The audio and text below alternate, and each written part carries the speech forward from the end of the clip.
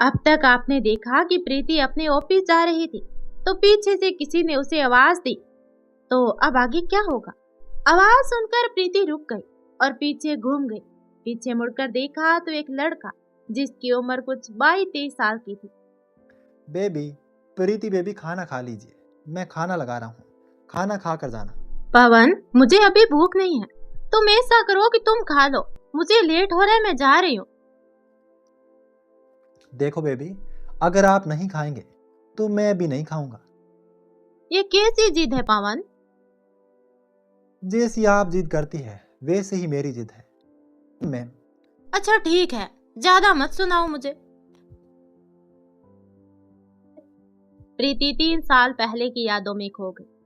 प्रीति की मम्मी का उस दिन जन्मदिन था। वह हमेशा की तरह अनाथालय में सभी बच्चों को मिलने के लिए गई थी।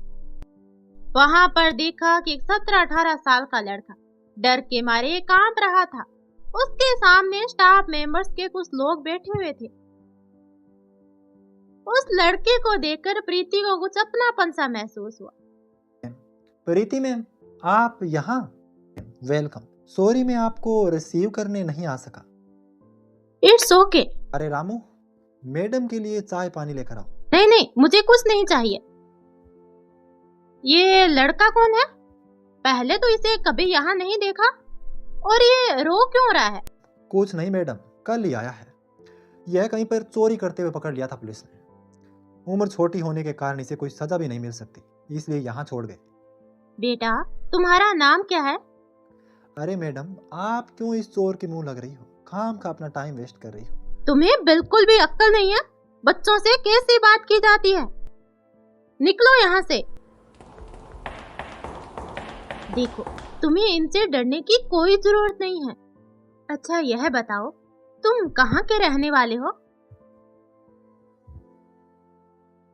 अच्छा ठीक है। अच्छा सुनो, मुझे बहुत तेज भूख लग रही है।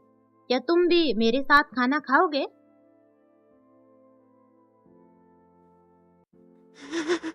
क्या हुआ? तुम्हें खाना पसंद नहीं आया क्या? देखो, तुम्हें जो पसंद है वो मैं तुम्हें मंगा देती हूँ। बोलो, क्या खाना पसंद है तुम्हें? जिससे भूख मिट जाए वही पसंद है। बहुत दिनों से इतना सारा खाना देखने को मिला है। मैं 2 दिन से भूखा था, इसलिए एक दुकान पर मैंने बिस्किट का पैकेट देखा तो मैंने वो उठा लिया और मैं वहां से भाग गया। उस आदमी ने पुलिस वालों को फोन करके बता दिया और पुलिस वालों ने मुझे पकड़ लिया। यहाँ के अंकल ने मुझे खाना तो दिया, लेकिन मेरा पेट नहीं भरा। उन्होंने कहा कि तू अनाथ है, जितना मिलता है उतना ही खा ले। मैं रात में जाकर किचन में खाना ढूंढने लगा तो सिक्योरिटी ने मुझे देख लिया और मुझे पकड़ लिया।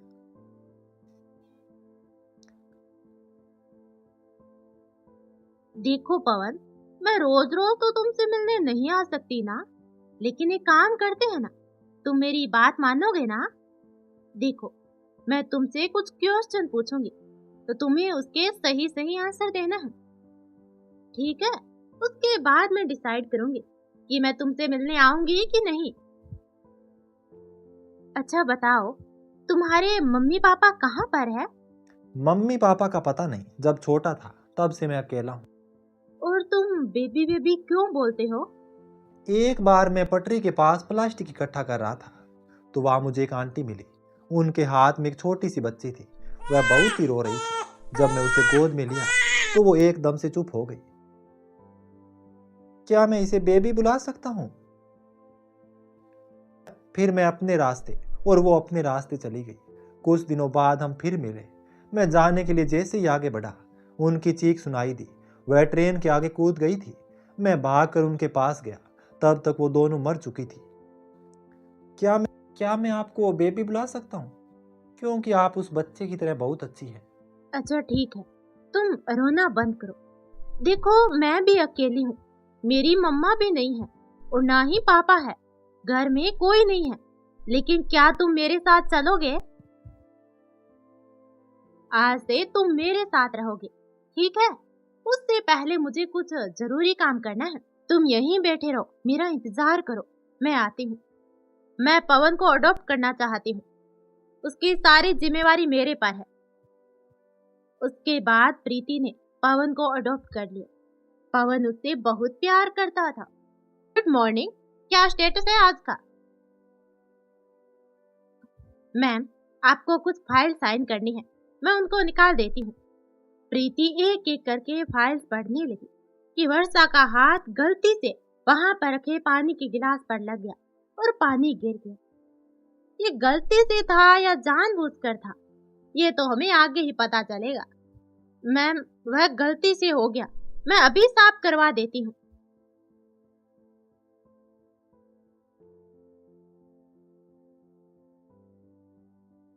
कैसे हो काका? मैडम मैं ठीक हूँ, मुझे आपसे कुछ जरूरी बातें करनी है। हाँ बोलिए काका, क्या बात करनी थी? मेम साहब वह 2 मिनट काका, मैं बाद में आती हूँ। प्रीति बात करते करते गाड़ी में बैठ गई और घर चली। ओह शिट, काका कुछ कहने वाले थे, मैंने उनकी बात भी नहीं सुनी। चलो कल उनसे बात कर लूँ। प्रीति जब घर पहुंची तो घर में अजीब सा सन्नाटा। जब से पवन इस घर में आया था हमेशा खुशी का माहौल रहता था, आज कुछ अलग ही था। पवन कहाँ है? घर में इतनी शांति क्यों है? मैम पवन बाबा सुबह से ही कमरे में हैं। उनके कमरे से कुछ टूटने की आवाजें भी आ रही थी। हमने खाने के लिए पूछा लेकिन उन्होंने मना कर दिया। क्या तुमने मुझे बताया नहीं, अब बता रहे हो?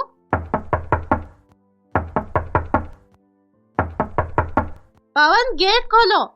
क्यों खोलूं बेबी, आप जाओ यहाँ से, मुझे आपसे कोई बात नहीं करनी। क्यों नहीं खोलना? मैंने कहा गेट खोलो। देखो पवन, मैं आखिरी बार कह रही हूँ, गेट खोलो, नहीं तो मैं तुमसे बात नहीं करूंगी। देखो पवन, मुझे गुस्सा आ रहा है।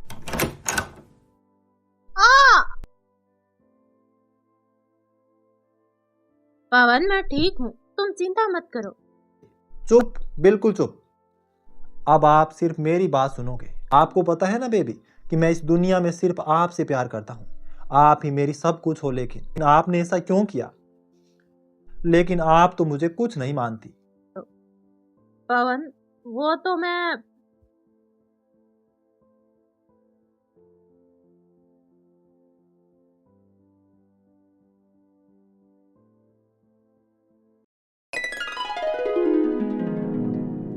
तो आज के लिए बस इतना ही।